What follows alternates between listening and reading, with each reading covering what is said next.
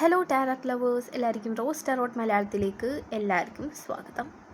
അപ്പോൾ ഇന്നത്തെ റീഡിംഗ് എന്ന് പറയുന്നത് നിങ്ങളുടെ വ്യക്തി എന്തുകൊണ്ടാണ് നിങ്ങളോട് ഇപ്പോൾ മിണ്ടാതിരിക്കുന്നത്, എന്താണ് അവരുടെ ഉള്ളിൽ ഇപ്പോൾ അവരെന്താണ് ചിന്തിക്കുന്നത് എന്നൊക്കെ നമുക്ക് നോക്കാം.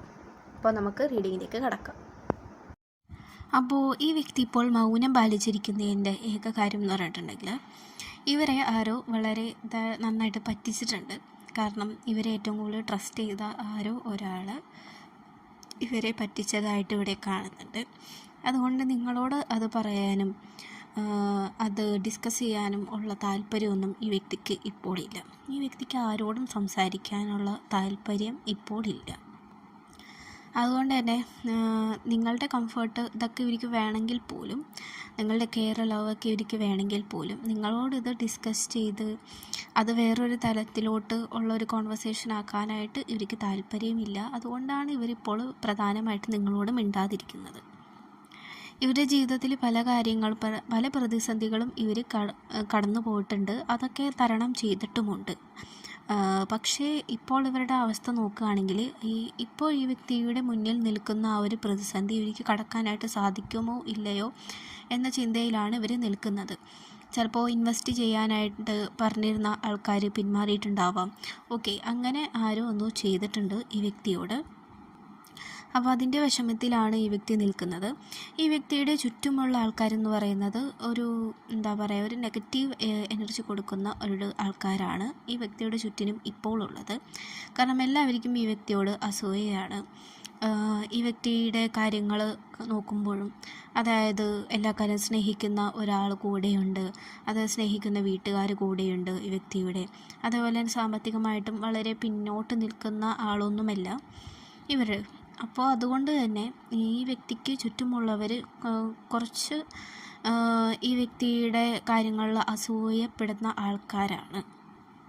അതുകൊണ്ടൊക്കെ തന്നെ ഇവർക്ക് അതിൻ്റേതായിട്ടുള്ള ഒരു നെഗറ്റീവ് എനർജി ഫീൽ ചെയ്യുന്നുണ്ട്. ഇവർക്ക് ഓപ്പോസിറ്റായിട്ട് ഫീൽ ചെയ്യും. കാരണം ഇവർക്ക് ഒന്നിനോടൊരു താല്പര്യമില്ലാത്ത രീതിയിലായിരിക്കും ഇവരിപ്പോൾ പെരുമാറിക്കൊണ്ടിരിക്കുന്നത്. ഓക്കെ, അപ്പോൾ ഇപ്പോൾ ദൈവത്തോടൊക്കെ പ്രാർത്ഥിച്ചുകൊണ്ടിരുന്ന ആൾ പെട്ടെന്ന് ഇപ്പോൾ മാറിയിട്ടുണ്ടാവാം.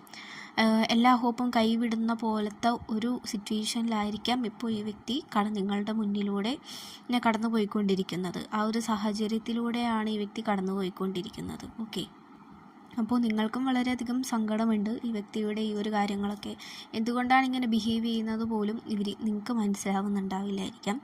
അപ്പോൾ ഇതൊക്കെയാണ് ഈ വ്യക്തിയുടെ പ്രശ്നങ്ങൾ ആയിട്ടിപ്പോൾ നിൽക്കുന്നത്. പക്ഷേ ആൾക്ക് വളരെ ക്ഷമയുണ്ട്. എന്തൊക്കെ കാര്യങ്ങൾ തനിക്കെന്താണ് വേണ്ടത് എന്നുള്ളത് ഈ വ്യക്തിക്ക് കൃത്യമായിട്ട് ചൂസ് ചെയ്തെടുക്കാനായിട്ട് സാധിക്കും. ഓക്കെ, അങ്ങനെയുള്ള ഒരു എനർജിയും ഈ വ്യക്തിക്കുണ്ട്.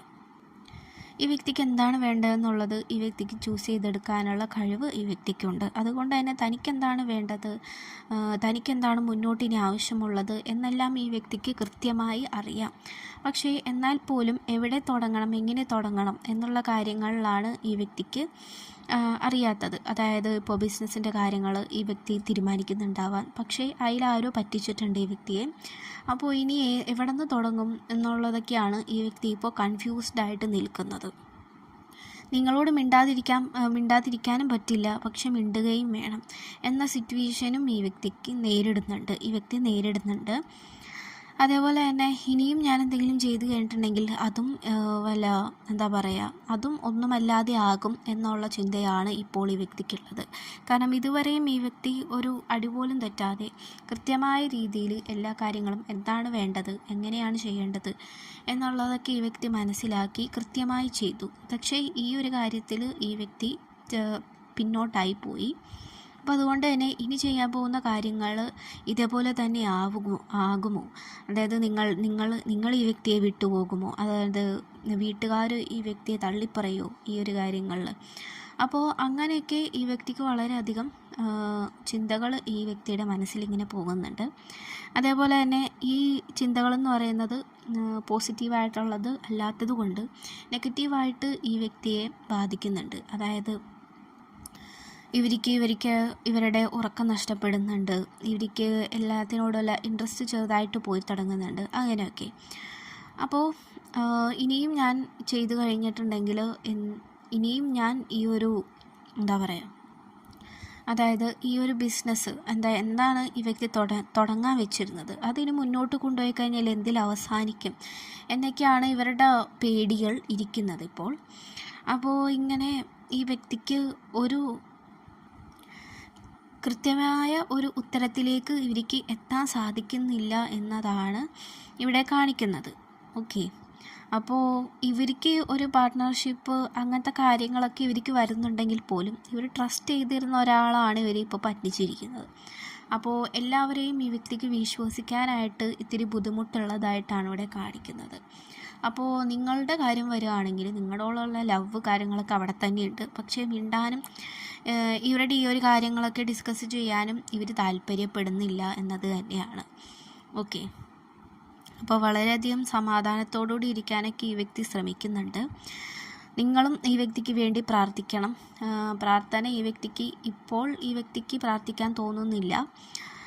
അതിൻ്റെ കാര്യം ഞാൻ നേരത്തെ പറഞ്ഞ പോലെ തന്നെ നെഗറ്റീവ് എനർജി നൽകുന്ന ആൾക്കാർ ചുറ്റിനുള്ളത് കൊണ്ട് മാത്രമാണ് അങ്ങനെ ഈ വ്യക്തിക്ക് ഇപ്പോൾ തോന്നുന്നത്. അപ്പോൾ ഈ വ്യക്തിക്ക് വേണ്ടി നിങ്ങൾ തന്നെയാണ് പ്രാർത്ഥിക്കേണ്ടത്. ഇപ്പോൾ ഇവരുടെ മെൻ്റൽ ഹെൽത്തും എല്ലാ കാര്യങ്ങളും നേരെയാവാൻ വേണ്ടിയിട്ട് നിങ്ങൾ തന്നെയാണ് പ്രാർത്ഥിക്കേണ്ടത്.